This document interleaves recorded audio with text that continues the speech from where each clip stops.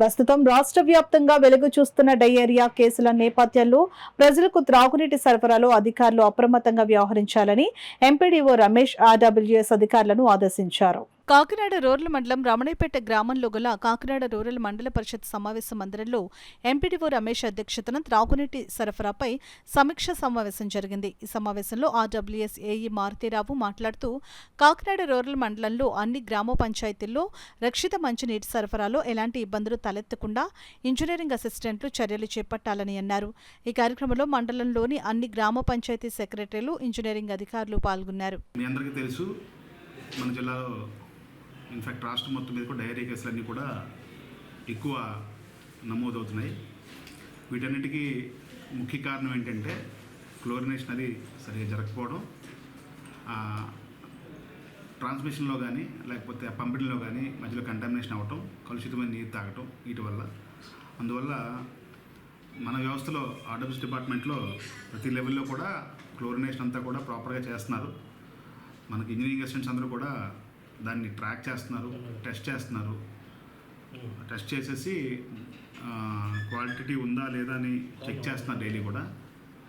అయినప్పటికీ కూడా ఎక్కడ కూడా ఏ కంటామినేషన్ లేకుండా ప్రాపర్గా టెస్ట్ చేయాలి, ప్రాపర్గా దాన్ని ఆర్గనైజ్ చేయాలి. ఎక్కడ కూడా ఎటువంటి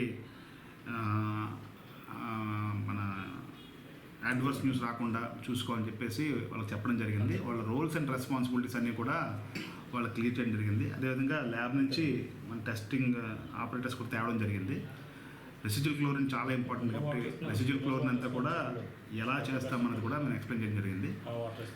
మన మండలంలో ఉన్న 41 మంది ఇంజనీరింగ్ అసిస్టెంట్స్ కూడా అన్ని సచివాలయాలు అటెండ్ అయ్యారు. వాళ్ళందరూ కూడా ఫీల్డ్లో కూడా బాగా పనిచేస్తున్నారు. మరింత పకడ్బందీగా చేసి ఈ సీజన్ సక్సెస్ఫుల్గా ఎవరికి ఎటువంటి రోగాలు లేకుండా, ఎవరికి ఎటువంటి ఇబ్బందులు లేకుండా గ్రామాల్లో చూసుకోవాలని చెప్పడం జరిగింది. ఆ రకంగా అందరూ కూడా ట్రైన్డ్ అయ్యారు ఇవాళ. అదేవిధంగా ఆర్డబ్ల్యూఎస్ డిపార్ట్మెంట్ నుంచి మన ఏఈ గారు, ల్యాబ్ సంబంధించిన స్టాఫ్ అందరూ కూడా అటెండ్ అవ్వడం జరిగింది. వాళ్ళకున్న డౌట్స్ అన్నీ కూడా క్లారిఫై చేసుకున్నారు. ప్రతి ఒక్క, ఎందుకంటే ఇది వర్షాకాలం కాబట్టి ఈ 2 నెలలు కూడా విజిలెంట్గా ఉండాలి. కంటామినేషన్ అయ్యే ఛాన్సెస్ ఎక్కువ ఉంటాయి కాబట్టి ఖచ్చితంగా వాళ్ళు గ్రౌండ్ లెవెల్లో బాగా పనిచేస్తారని నేను ఆశిస్తున్నాను.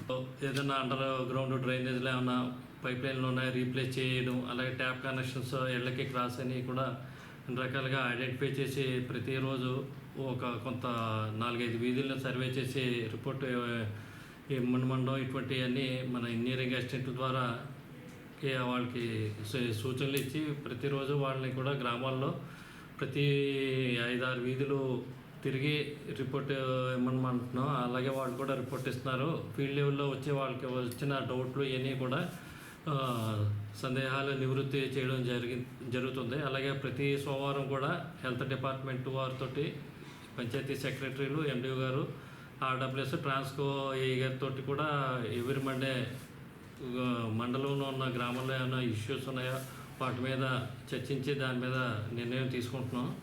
ఇవాళ ప్రత్యేకించి డ్రైవ్ కింద ఇంజనీరింగ్ అసిస్టెంట్లని కూడా ఇన్వాల్వ్ చేసి వాళ్ళు కూడా పూర్తి స్థాయిలో అటు గ్రామ పంచాయతీని, ఇటు ట్యాంక్ ఆపరేటర్స్ని, సెక్రటరీస్ని కోఆర్డినేట్ చేసుకుని వాళ్ళు చేయవలసిన విధి విధానాలను కూడా ఎండిఓ గారు నేను కూడా విపులంగా చెప్పడం జరిగింది.